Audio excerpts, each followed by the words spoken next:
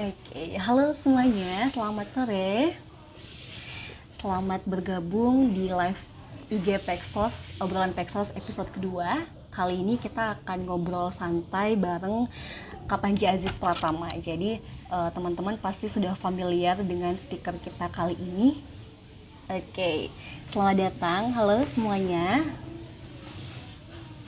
Oke, kita tunggu teman-teman yang lain gabung dulu ya. Saya juga sambil nunggu Kak Panjinya juga join. Halo semuanya, terima kasih sudah bergabung.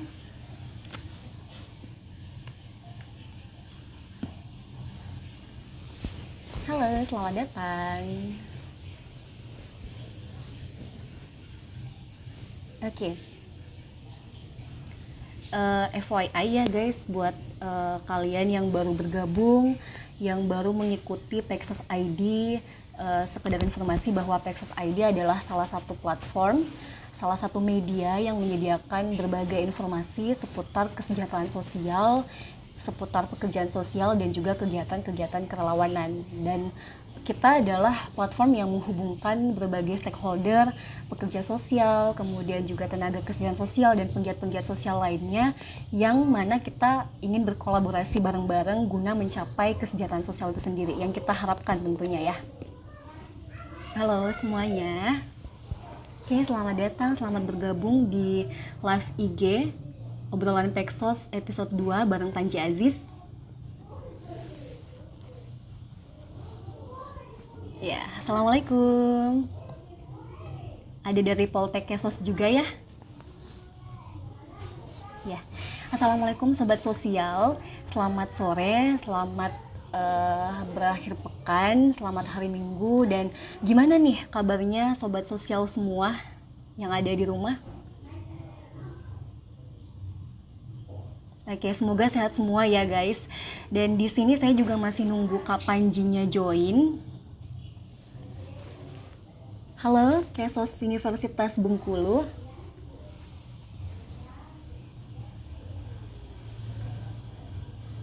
Pasti sobat sosial juga sudah familiar kan dengan seorang Panji Aziz. Beliau adalah salah satu pemuda inspiratif dan juga masuk dalam jajaran 60 pemimpin muda terbaik di dunia. Oke, Kak Panji udah gabung.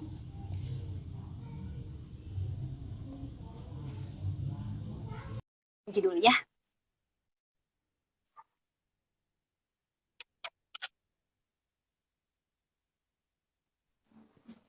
Oke, halo. Halo Kak Panji. Ya, hai Halo. Kak. Oke, akhirnya yang ditunggu-tunggu hadir. Ya, apa kabar juga ya? Iya Kak, bener banget. Halo, salam Kakak gimana kenal. kabarnya? Aku sehat, Alhamdulillah. Sehat, alhamdulillah. Sama-sama. Ini udah hari keberapa puasa sih kita? Ini 20-an lah ya. Alhamdulillah. Iya, betul, betul, betul. Hmm. Umar dan istri gimana Kak kabarnya? Sehat, sehat. Umar lagi bobo. Oh Istri, iya, iya, iya, bobos, ya, bobos sore Kak. baik. Oke, Alhamdulillah ini, sehat. oke. Tadi mau hujan sih di sini, jadi agak khawatir gimana nanti suaranya. Kedengaran ya Kak suaranya ya? Sekarang kok Aziza di mana nih? Di rumah, di Ya, kamar di kok. mana? Domisili? Makassar. Oh, Makassar. Wah, jauh banget. Iya, Horas, betul Horas banget. Medan ya. Apa Kareba? Baju-baju agak kareba ya, betul banget. Baju-baju Ji. Luar Oke biasa. Kak, Ya, kita opening dulu ya. Oke, boleh, selamat boleh. datang. Ya, selamat datang, selamat bergabung buat sobat sosial. Ini adalah live IG obrolan Pexos episode 2 bareng Panji Aziz. Pasti sobat sosial sudah familiar dengan beliau. Beliau Sobat adalah sosial. salah satu pemuda inspiratif dan juga pemimpin muda terbaik di dunia loh. Wow. Oke, Kak, ya sebelum Kak Panji ini mengenalkan profilnya ya, saya mau Ya, ngasih tahu sedikit tentang apa sih Pexos ID itu. Mungkin buat teman-teman yang baru bergabung dan baru mengikuti Pexos ID juga gitu. Jadi Pexos ID adalah salah satu media yang mhm, menyediakan berbagai informasi seputar kesejahteraan sosial, terus seputar pekerjaan sosial juga dan berbagai kegiatan kerelawanan gitu. Dan kita platform ya, yang menghubungkan berbagai stakeholder, berbagai pihak, pekerja sosial, tenaga kesehatan sosial, penggiat sosial, yang mana kita ingin berkolaborasi supaya kita guna untuk mencapai kesejahteraan sosial yang kita harapkan. Seperti itu sih singkatnya. Wow, keren. Salam satu Texas. Ya, oke. Sama-sama Silahkan Texas Kak, kita. Kak Ya. Panji. Iya, Kak Panji mengenalkan profil singkatnya dulu ke sobat sosial semua. Oke, ya. Halo Sobat Sosial, Pexos ID. Halo Aziza, salam kenal juga. Dan Mas Zaki, Kang Zaki ya, waktu itu ngundang saya untuk sharing di sini. Iya, Semoga oke. lagi standby juga nih. Dan salam kenal, nama saya Panji. Nah, panjangnya sih Panji Aziz Pratama. Sekarang aktivitas tuh ada tiga. Yang pertama jadi ayah dari Umar. Aduh, puyeng banget ini, lumayan. Tapi seru banget. Oke. Yang kedua, jadi sekarang tetap masih pegang Isbanban Foundation. Itu yayasan sosial yang kapan jibat zaman waktu kuliah semester 2 dulu. Dan sekarang alhamdulillah sudah 7 tahun jalan. Itu anak pertama. Anak pertamanya Isbanban. Anak keduanya Umar. Oke. Eh, dan Isbanban ini bergerak fokusnya di bidang pendidikan untuk ngebantu ada anak-anak di pelosok daerah di Banten, khususnya di bidang pendidikan, ngebantuin dalam hal apa beasiswa pendidikan. Kita juga ngasih juga bikin taman baca buat adik-adik. Dan yang ketiga, kapan juga kerja di Tanato Foundation. Di sana sebagai program manager khusus ngurusin program early childhood ke program pola asuh atau pengasuhan orang tua dan juga PAUD atau peningkatan kualitas mutu pelayanan PAUD. Jadi pekerjaannya lebih memang social worker dan mungkin teman-teman sekarang juga ada yang lagi jadi calon Peksos atau sekarang lagi jadi Peksos, semangat karena kita satu perjuangan di jalan ini itu cukup harus banyak orang-orang yang berjuang di jalan yang sama supaya makin kuat lagi bahwa ternyata social worker di Indonesia itu orangnya keren-keren kok, hebat-hebat dan kita harus berjuang di jalan ini. Gitu deh. Itu sih singkatnya. Oke, mantap banget sih singkat tapi wow menginspirasi nih ceritanya nih Kak. Oke, Kak Panji, kan ini lagi masa pandemi ya. Ini berdampak Mm-mm. banget gak sih Kak sama aktivitas-aktivitas sosial yang lagi Kak Panji jalankan? Eh, pasti ya, Mm-mm. di kita mau di Isbanban ataupun di luar Isbanban atau aktivitas sosial kita, kapan aja tuh kan satu kalau aktivitas di Isbanban Foundation kan ini lebih ke kontribusi sosial, charity dan juga volunteerism. Kita di sini cukup berdampak karena 80 sampai 90% tuh rata-rata programnya kan on the spot ya, ketemu langsung gitu, Ziza. Betul. Jadi benar-benar face to face ketemu anak-anak, ngajar tuh langsung ketemu anak, bikin pelatihan sama relawan juga langsung. Jadi kalau di kita selama COVID-19 ini program ketemu sama anak tuh kita tunda atau kita hold dulu karena memang kan khawatir juga ya kalau kita tetap paksain untuk ngajar.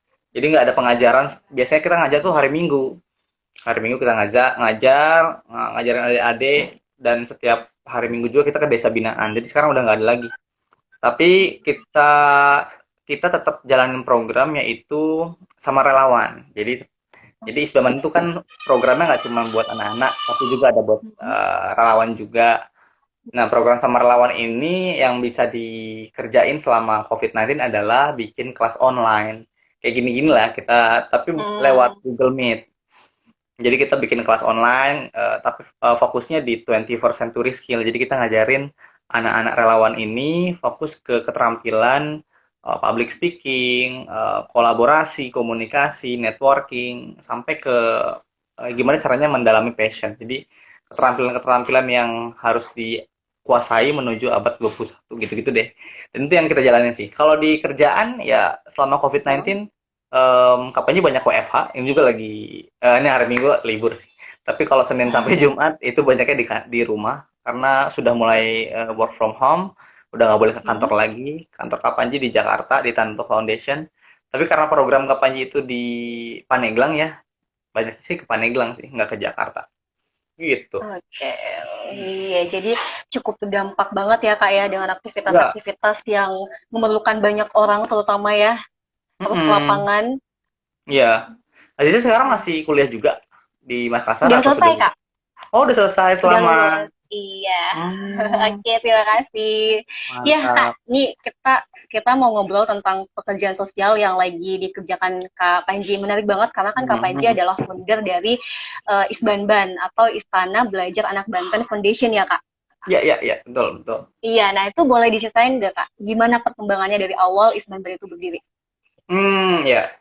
Jadi sebenarnya tuh dulunya Hmm. zaman semester 2 kuliah itu tuh sebenarnya social project Aziza dan Oh, oke. teman-teman. Jadi kayak lebih ke komunitas sih.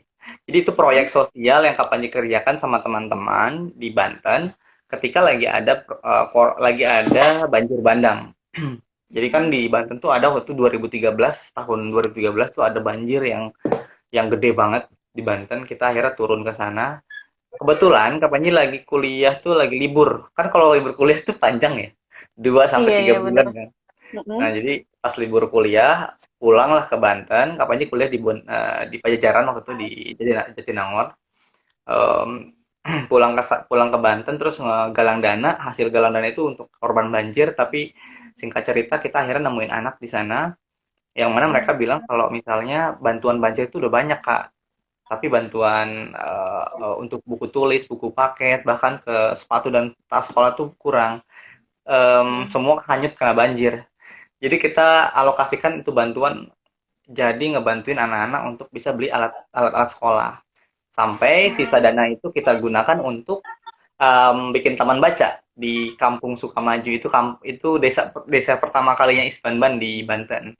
Setelah itu kita bangun Hmm. taman baca ya lucu lah ya. Jadi masih mahasiswa semester 2 anak kesos ya. Hmm. Sama-sama kita anak kesos. Itu sok-sokan gimana caranya kita bikin pengabdian masyarakat gitu lah. Jadi kita turun ke desa, kita bikin taman baca, kita ngajar di sana selama 1 tahun, dan Hmm. waktu itu karena cuma social project, apanya sempat kepikiran udahan aja kali ya, cuma setahun aja jangan dilanjut. Tapi teman-teman relawan tuh mikir, janganlah kapan aja sayang, mendingan dibikin lagi atau dilanjutin lagi daripada di cuma setahun aja, mendingan lanjut aja gitu. Jadi singkat ceritanya lagi, kita akhirnya ngelanjutin programnya tapi di desa lain. Kita ngegalang dana lagi dan akhirnya dananya lama-lama kekumpul sekitar berapa ya? 7 sampai 10 juta. Terus kita bikin taman baca di 7 kabupaten kota, di 7 desa binaan. Ya udah, akhirnya Isbaman di situ embrio Isbaman pertama kali tuh ada. Jadi kita tuh awal mulanya memang cuma komunitas, cuma social project, ngajarin anak-anak di desa dengan cara bikin taman baca, sebatas itu. Tapi lama-kelamaan relawannya banyak, taman bacanya jadi banyak. Jadi ada tadinya sih relawan cuma 7 orang, 10 orang, terus tiba-tiba jadi 200 orang gitu kan. Kaget sebenarnya. Karena kapannya masih kuliah, jadi harus pulang Hmm. pergi Jatinangor ke Banten 1 bulan sekali gitu atau 2 kali. Dan saking saking senengnya sama program Isbamban ya udah di jalan aja gitu tanpa tanpa hambatan lah atau tanpa mengeluh. Jadi lanjutin dan lama-lama kita nekat bikin Isbamban jadi yayasan di tahun keempatnya atau masa kapannya itu masih semester 6. Jadi masih semester 6 kuliah tuh kakak sama teman-teman di Bandung tuh ya udah ajuin aja di yayasan dan alhamdulillah ya walaupun sempat ditolak sama notaris sekitar 2 sampai 3 kali gara-gara masih muda katanya yang bikin yayasannya. Jadi diterima juga akhirnya jadi yayasan lembaga sosial dalam badan hukumnya yayasan ya. Jadi kapannya jadi ketua yayasan di umur 19 tahun waktu itu. Dan itu lama-lama alhamdulillah sekarang SBMan makin lama makin banyak teman-teman yang gabung jadi relawan, jadi pengurus. Singkat ceritanya gitu. Sekarang, oh ya, terakhir programnya nggak cuma taman baca. Akhirnya kita bikin program baru, yaitu kan SBMan tuh punya 3 misi ya. Satu, kita pengen menciptakan kualitas dan akses pendidikan yang merata sampai ke pelosok daerah di Banten. Yang kedua, kita pengen meningkatkan angka partisipasi sekolah anak-anak di pelosok daerah Banten, karena banyak banget anak-anak yang putus sekolah di Banten tuh. Dan nggak bisa lanjut sekolah cuma gara-gara biaya gitu. Dan yang ketiga, kita um, punya misi untuk menciptakan pemimpin-pemimpin muda lokal atau anak-anak muda dari daerah asal untuk bisa melanjutkan estafet perjuangan Isbanban. Tiga itu yang kita jadikan misi, yang turunannya adalah program-program. Jadi program pertama jadi ngajar buat adik-adik, program kedua itu kita akhirnya bikin beasiswa supaya anak bisa lanjut sekolah. Program ketiga kita bikin pelatihan buat para relawan, supaya relawan-relawan ini bisa jadi pemimpin Isbanban yang akan datang. Gitu. Jadi ntar nggak cuma Kapanji. Oke. Hmm. Mantap banget Kak. Jadi nggak cepet ya prosesnya dari apa Oh namanya enggak. social project dulu, Ya. kemudian menjadi yayasan pada akhirnya ya Kak ya. Mm-mm. Mm-mm. Mm-mm. Nah, Mm-mm. gimana tuh Kak? Apa namanya sampai akhirnya Kak Panji mutusin untuk bekerja di sektor ketiga gitu, sosial, non-profit dan filantropi ya. Iya, iya, iya Gimana betul. tuh ceritanya bisa sampai ke sektor itu? Ya ceritanya ya cukup panjang ya. Jadi Ziza dulu tuh kakak tuh lulus dari kampus sebenarnya emang nggak langsung kerja di sektor non-profit atau sektor sosial. Oke. Sektor Mm, Peksos lah ya, kita kan anak-anak Peksos nih. mm. Nah, jadi kapannya itu sempat melenceng dari dunia Peksos sebenarnya selama 1,5 tahun pasca lulus kuliah. Jadi waktu kuliah tuh kan pede banget ya, kita anak Peksos, setelah lulus pasti pengen jadi Peksos nih. Kalau nggak jadi Bener Komdev, bener bener. kalau nggak Iya, kerja di Kemensos gitu ya. Kalau nggak kerja di iya. Peksos profesional, apapun lah yang penting Mm, Peksos gitu. Tapi kapannya setelah lulus itu malah dapat pekerjaan di sektor private atau perusahaan. Jadi calon pekerja sosial ujung-ujungnya jadi bekerja di perusahaan itu bukan karena apapun, tapi karena satu sebab di mana waktu semester akhir kuliah itu kapannya ikutan satu program awarding, dapat award dari salah satu perusahaan di Indonesia, bidang kerjaannya di FMCG, fast moving consumer goods. Jadi lebih khusus ngurusin customer tapi lebih ke barang dan barang-barang kesehatan gitu lah ya. Jadi intinya adalah kamu sempat kerja di private sector selama 1 tahun setelah lulus, karena waktu itu dapat award juara satu. Hadiahnya adalah mentorship sama CEO-nya langsung gitu. Oke. Dan setelah mentorship ditanyain setelah lulus Panji mau kerja sebagai apa? Pengen kuliah lagi sih, karena dulu tuh sebenarnya nggak mau kerja langsung, pengen kuliah dulu, pengen lanjut S2 gitu, pengen ngambil Master of Social Work sebenarnya, MSW. Karena pengen banget jadi tech soft Oke. gitu. Wow. Jadi ya udah, harapan itu Kapanji tunda karena ternyata kesempatan pekerjaan di private sector ini cukup bagus dan besar gitu. Ditawarin langsung sama CEO-nya, ya udah kalau mau kerja di perusahaan ini aja. Kalau Panji mau belajar jadi apa? Pengen jadi social entrepreneur gitu. Ya, kalau social entrepreneur tuh harus belajar tentang manajemen bisnis, benar juga kan? Manajemen bisnis, Mm, marketing, product knowledge, segala macam lah. Jadi Kapanji akhirnya mengiyakan kerja di corporate sektor itu selama 1 tahun kerja di sana. Setelah itu di akhir tahun tuh sebelum resign, Kapanji mikir bahwa, aduh pengen kerja amat ya di sektor non profit atau sosial, pengen jadi peksos lagi gitu. Udah rindu lah turun-turun ke desa, udah mm. rindu lah untuk bersosialisasi sama masyarakat. Akhirnya kapannya ngajuin resign. Intinya adalah nekat lah. Ya udah, Mm-mm. saya mau resign Pak dari kerjaan ini, saya pengen kerja di sektor sosial lagi. Oh ya udah nggak apa-apa kata bapaknya. Dan akhirnya setelah resign dari corporate, bukannya malah kerja di sektor sosial atau bahkan jadi pekerja sosial, usut punya usut malah Kapanji terseok-seok lagi gitu. Jadi intinya financial stability-nya itu agak terganggu. Cuma gara-gara waktu itu berani nekat aja, nggak tanpa berpikir panjang. Dan pada akhirnya Mm. Kapanji coba daftar di berbagai NGO, berbagai sektor sosial, supaya pengen jadi kerja di NGO ceritanya. Daftar di 24 NGO atau organisasi sosial, baik internasional skalanya ataupun nasional, tapi sama sekali nggak ada yang apa terima Kapanji. Cuman sampai tahap interview aja. Alasannya macam-macam lah. Ada yang nggak sesuai kualifikasi, ada yang minta lulusan S2. Aduh, banyak banget. Ada yang minta experience-nya di bagian sosial, tapi Kapanji malah experience di bagian private sector. Walaupun Kapanji waktu itu bilang ini punya pengalaman di Isbanban, tapi belum cukup buat mereka untuk menerima Kapanji. Yang pada akhirnya Kapanji setelah resign dari corporate, mau daftar di NGO, dan di NGO nggak terima, Kapanji sempat jadi pengangguran dong. Tiba-tiba sekitar 3 bulan gitu. Tapi alhamdulillah Akhirnya Kak Panji berbelok arah, malah kerja di travel agency. Jadi percaya nggak percaya, kakak tuh dulu sempat kerja di travel selama 6 bulan jadi tour leader. Jadi apa, nemenin para peserta tour gitu ke berbagai negara. Karena waktu itu Kak Panji terima, waktu itu mas posisi Kak Panji sudah berkeluarga. Jadi Oh, istri sudah hamil dan itu Umar lagi dalam kandungan ya, dan butuh banget namanya persiapan kelahiran. Jadi pokoknya Kapanji waktu itu sempat menguburkan mimpi Kapanji kerja di sektor sosial. Ya udahlah nggak apa-apa, yang penting gue bisa kerja, dapat uang, dan bisa bantu istri untuk lahiran gitulah. Singkat ceritanya gitu. Jadi akhirnya Kapanji kerja di travel agency dong. Parah banget nggak? Kerja di sana iya iya iya selama iya. 6 bulan. Pokoknya udah mikir, Ji lo nggak kerja di bagian sosial aja? Dalam hati ya, lu nggak tahu, gue udah pernah ditolak 24 kali.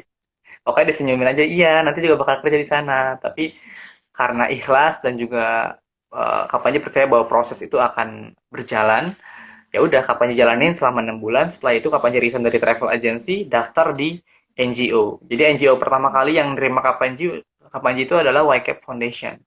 Dia Yayasan Cinta Anak Bangsa, fokusnya di social Oke. enterprise, ngebantu pendidikan anak-anak yang putus sekolah di Indonesia, juga ibu-ibu yang berasal dari UMKM, apa ibu-ibu yang underprivileged gitu, yang kurang mampu dan dibantu dengan cara koperasi. Jadi aku aja belajar manajemen koperasinya YCAP, belajar manajemen pengelolaan NGO-nya YCAP selama 1 tahun, dipercaya jadi scholarship spesialis, jadi ngurusin program beasiswa tuh di NGO itu, senang banget kan?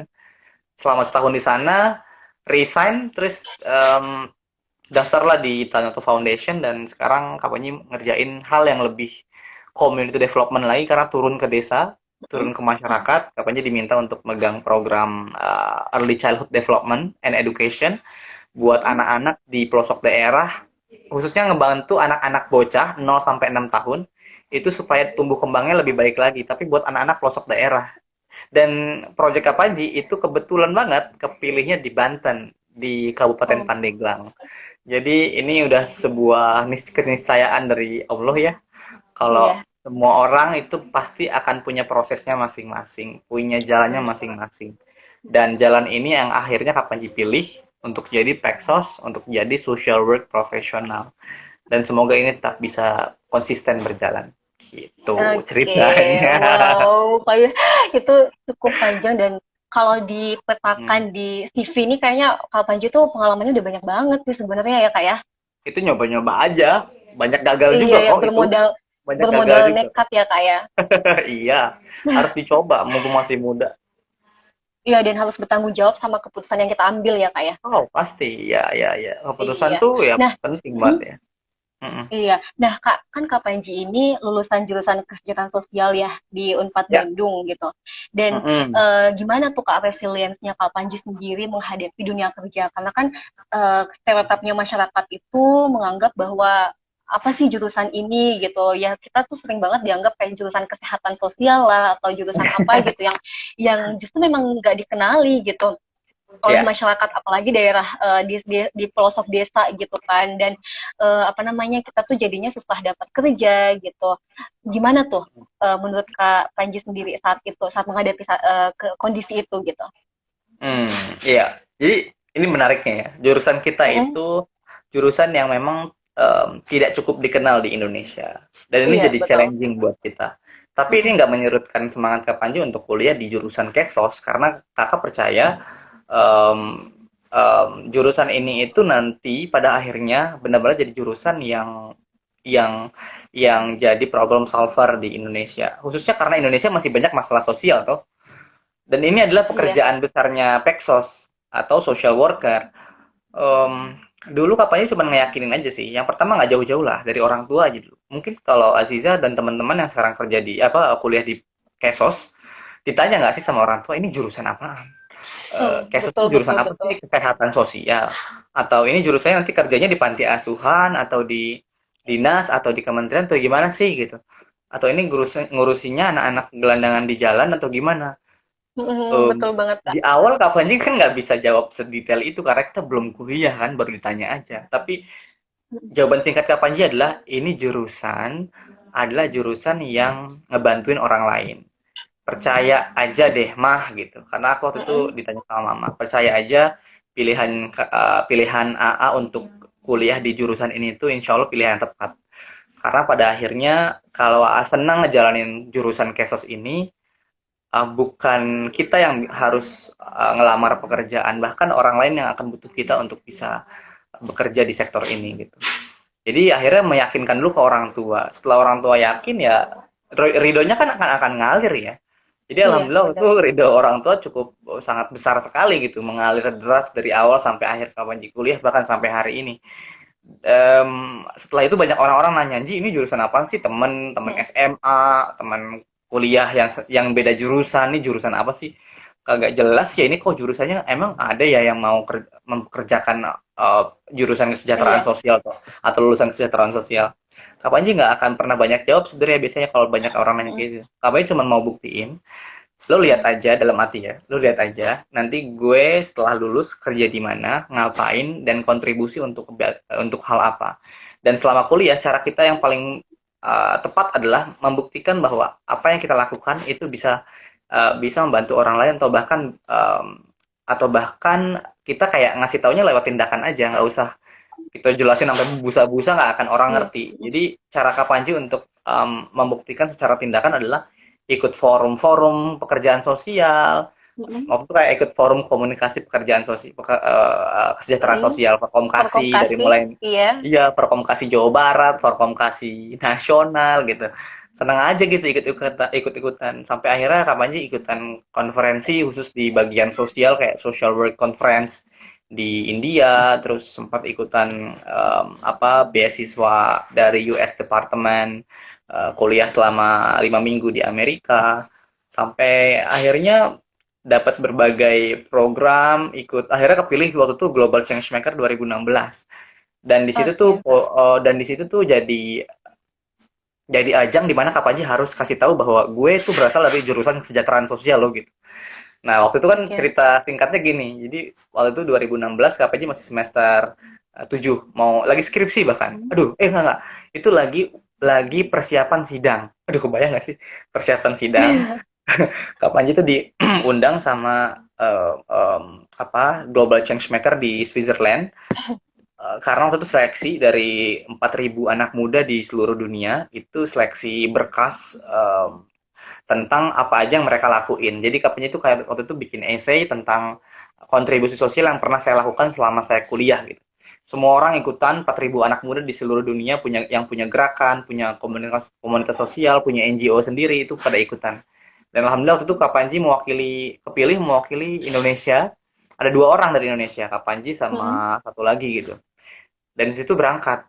Dah, itu adalah atau itu adalah momen di mana akhirnya Unpad sendiri, Universitas Pajajaran Mm. waktu itu, ngebuat berita bahwa Panji, mahasiswa kesejahteraan sosial, terpilih menjadi Global Changemaker tahun 2016 dari 4.000 orang, dipilih sebanyak 60 dan berangkat ke Switzerland.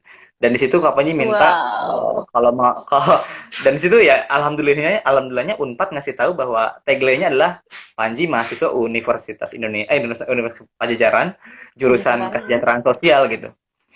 Nah, dari situlah akhirnya misi Kapanji untuk menyampaikan ilmu kesejahteraan sosial tuh bisa diterima sama masyarakat. Oh gini ya jurusan Peksos tuh atau jurusan Kesos tuh. Oh gini ya kayak Mas Panji tuh ngerjain NGO. Jadi kerja di Mm. Peksos tuh nggak kerja di Kesos tuh kuliah di Kesos tuh bukan cuman kerja di panti asuhan, bukan kerja di dinas sosial doang, bukan jadi kementerian sosial doang, tapi bisa bisa bikin NGO sendiri, bisa bikin konseling sendiri buat keluarga, bisa bikin konseling buat anak-anak macam-macam. Jadi menurutku cara Oke. paling baik untuk ngasih Mm. tahu kepada publik adalah tentang jurusan kita adalah dengan cara tindakan dan juga contoh yang baik ya. Itu yang kamu lakuin sih Mantap sama banget. teman-teman. Wow, iya Kak. Nah, ini nih yang butuh banget edukasi untuk teman-teman yang eh, apa namanya berproses di bidang sosial juga ya Kak ya. Nah, ini Kak, Iya, Kak Panji, animo masyarakat itu kan dalam kegiatan sosialnya Isban Ban Foundation ini tuh kan pasti ada yang nerima, ada yang enggak gitu kan. ya. Iya, dan di Kenapa? tiap daerah pasti beda-beda gitu animo masyarakatnya Ya, gitu. Karena kan iya, iya karakteristik betul. daerahnya juga beda-beda gitu. Gimana cara ngadepin mereka gitu Kak? Animo masyarakat terhadap apa nih? Terhadap penerimaan masyarakat terhadap keberadaan Isbanban Foundation gitu. Di Isbang Foundation ya. Oh, Mm-mm. macam-macam. Kita tuh pernah tidak diterima di 3 desa. Kebayang nggak sih? Oke. Um, Mm-mm.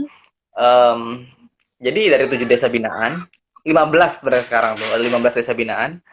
Tapi 8 desa binaan sudah kita serah terimakan. Jadi ada cerita di mana 3 desa binaan Isbanban itu sempat tidak diterima sama masyarakat. Cuma karena satu, kita nggak tahu ada konflik masyarakat di dalam desa itu sendiri. Oke. Mm-mm. Jadi tiba-tiba kita kayak masuk, terus kita nggak tahu apa-apa, kayak anak polos aja gitu datang ngobrol sama masyarakat. Ternyata ada konflik masyarakat yang tidak bisa disentuh sama kita sebagai eksternal.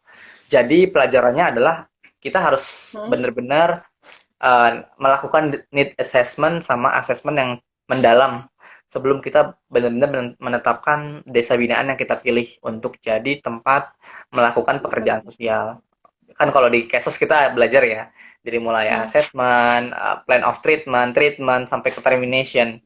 Jadi ya itu PR-nya adalah gimana caranya need assessment itu atau assessment itu harus benar-benar dilakukan secara mendetail, jangan terburu-buru, jangan banyak berasumsi, lakukanlah semua metode-metode yang kita pelajari selama kuliah kayak PRA, metode PRA, participation rural appraisal, ada metode banyak lah yang kita bisa lakukan. Itu tuh dilakukan dulu sampai benar-benar mendapatkan satu keseluruhan proses asesmen yang mendalam. Setelah itu baru tentukan bahwa desa ini penting dan perlu nggak untuk dilakukan praktik pekerjaan sosial gitu. Jadi pengalaman kita sih gitu.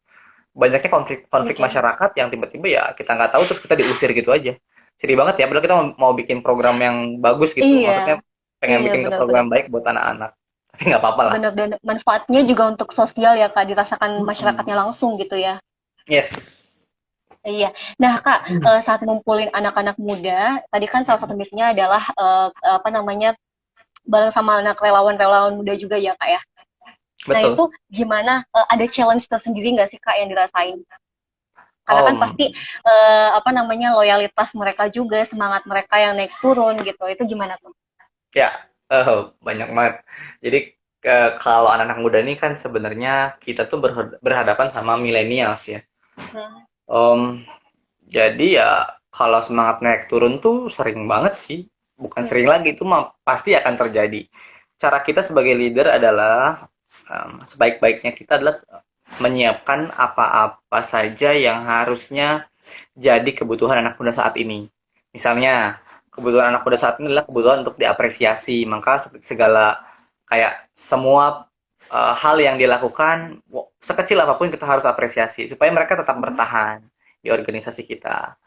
Dan anak muda ini kan banyaknya yang kalau kata kita tuh semangat kerelawanan itu kayak kadar keimanan gitu, naik turun ya, naik turun naik turun. Iya. Ya udah karena memang suka naik turun, yang naik itu bantu untuk ingatkan yang lagi turun, yaitu berusaha semaksimal mungkin untuk mengingat lagi kenapa dia gabung di organisasi kerelawanan. Karena dengan cara itulah akhirnya kita saling ngingetin dan saling nguatin.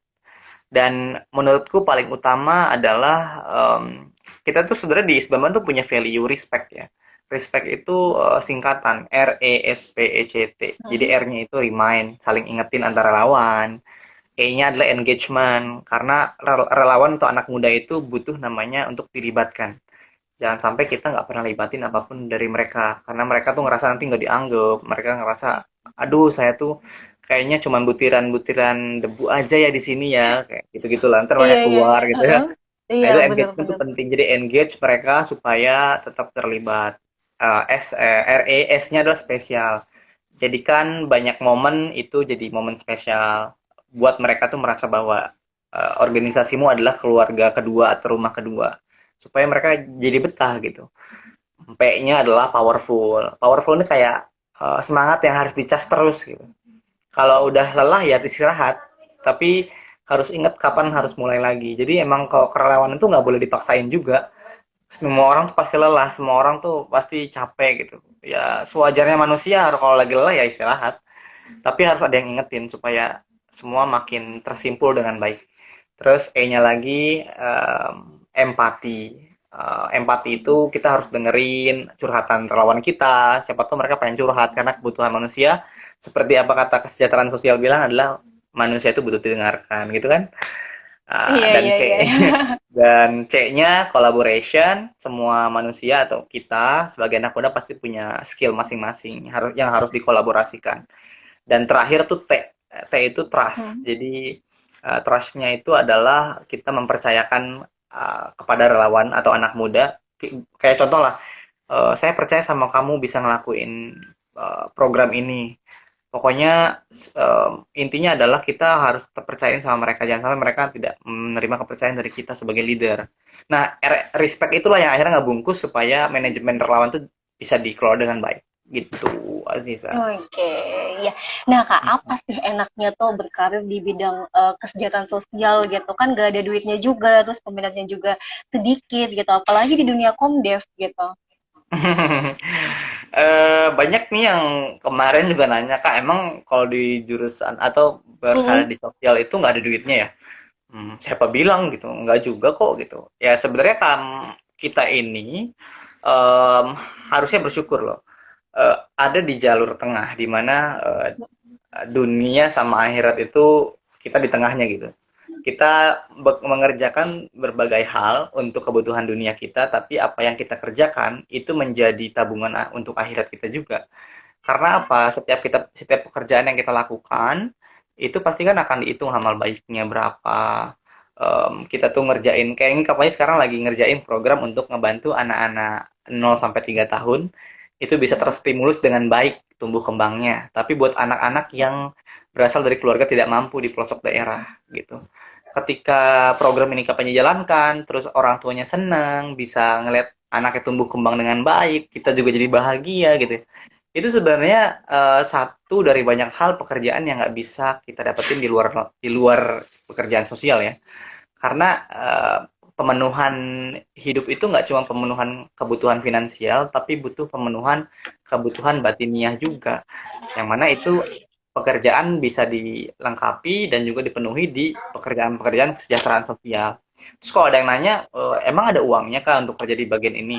Nah ini juga banyak yang salah kaprah nih.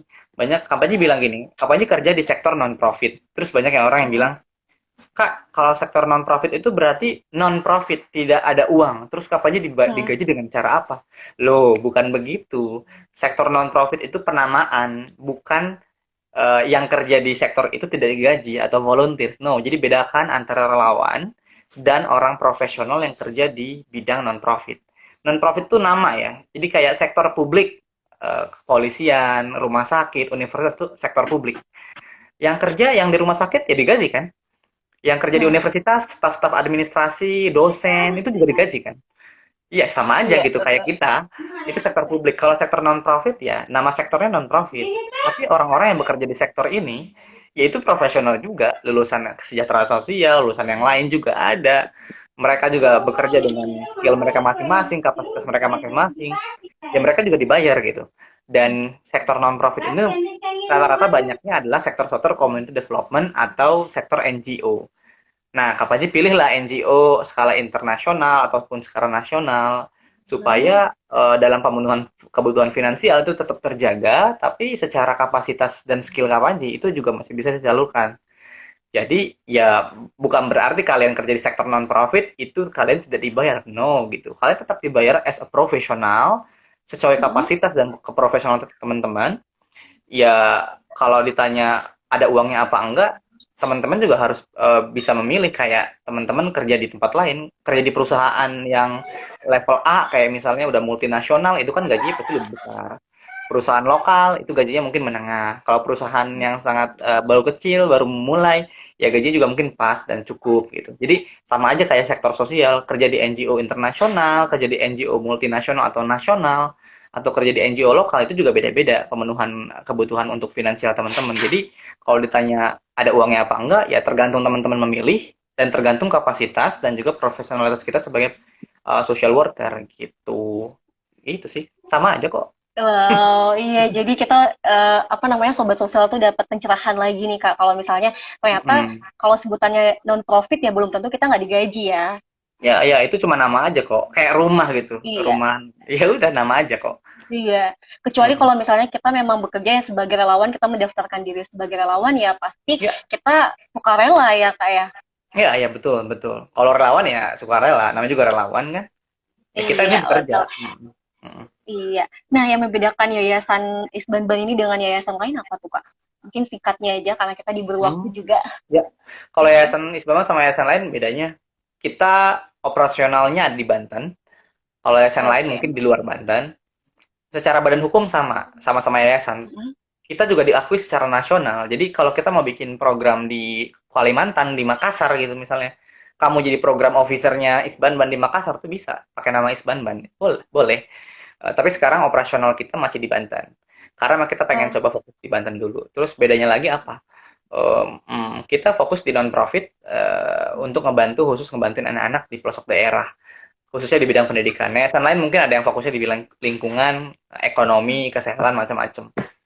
Terus apa lagi bedanya? Bedanya kita dikelola sama anak muda usia 18 sampai 25 tahun. Ini yayasan yang leadingnya by youth gitu. Jadi kalau yang lain mungkin sama orang-orang yang lebih berumur atau iya. lebih senior. Itu sih tiga perbedaan itu yang bisa terlihat. Gitu. Oke. Pertanyaan terakhir nih, Kak. Ya. Apa sih arti keluarga, yaitu istrinya Kak Panji dan Umar, bagi Hmm. Kak Panji sendiri? Dan karirnya kan udah sampai sekarang ini udah bagus banget gitu pencapaiannya. Nah, apa artinya keluarga bagi Kak Panji? Kalau misalnya digambarkan di satu kata, kata apa yang paling cocok untuk mereka? Kira-kira ya apa ya? Hmm, um, um, apa ya? Kekuatan, satu kata ya. Oke, Gitu. kekuatan Gitu. ya. Ya, karena itu Oke, kayaknya baik. gitulah. Iya. Itu aja. Oke, kekuatan ya Kak. Jadi kalau misalnya lagi down pasti ke Oh iya, keluarga gitu iya pelariannya iya, ya pasti pasti tentunya. pasti. Iya, baiklah Kak Panji. Terima kasih banyak. Gak kerasa kita udah 30 menit lebih. Kita molor sedikit. Maaf ya Kak ya. Gak apa-apa. Soalnya ini menarik banget gitu. Dan Seru ya. penjelasan Kak Panji juga sangat menginspirasi sobat sosial banget yang ada di rumah juga. Jadi terima kasih banyak karena Kak Panji sudah meluangkan waktu untuk Texas ID ngobrol santai bareng kakak juga. Sama-sama. Iya, dan terima kasih banyak untuk sobat sosial juga yang sudah bergabung di live Instagram obrolan Texas episode 2 bareng Kak Panji Aziz. Terima kasih ya Kak. Sama-sama Sisa, Oke. sehat selalu ya. Iya, kita nantikan Lancar-lancar. kolaborasi Texas ID dan juga Yayasan Isbanban Foundation.